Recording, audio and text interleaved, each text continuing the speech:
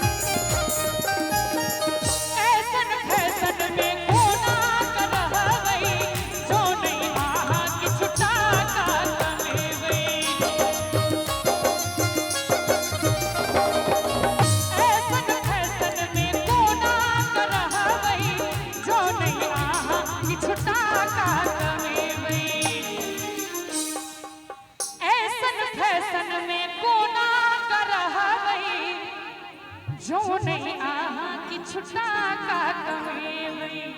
और की जुनी रहियो वालम जी राजधानी में जुनी रहियो यो जुनी रहियो वालम जी राजधानी में बीत जात हमर जिंदगी कहानी में बीत जात हमर जिंदगी कहानी में जुनी रहियो वालम जी फुटानी में जुनी रहियो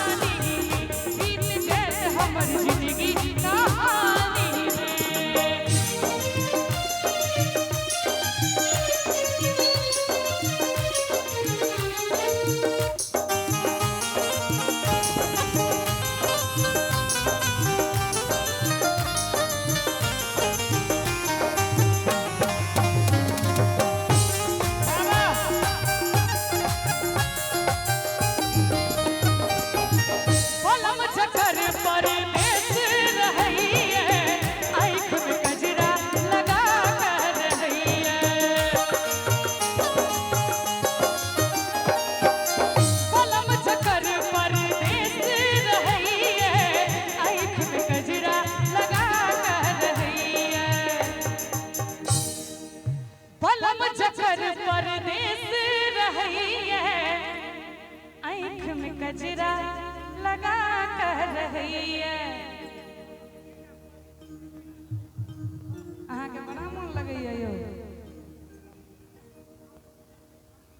मैथिली कलाकार छी तो मैथिली गीत नहीं होता सब रंग गीत गेथिन हां जखने मैथिली त गइबते छी हम सब चुनी मिथिले मैथिली हमरा से पहचान है त आकर करबन जोली जी से ये कुछ हिंदियों से काटा भोजपुरियों सब चीज सम्मिश्रण का एकरी के आगा बढ़ावे जुली है आई के बाद हम सुना हां ठीक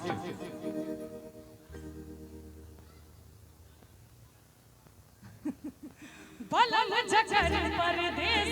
रही है आँख में कजरा लगा कर रही है आई के बाद हम महिला एक गीत सुना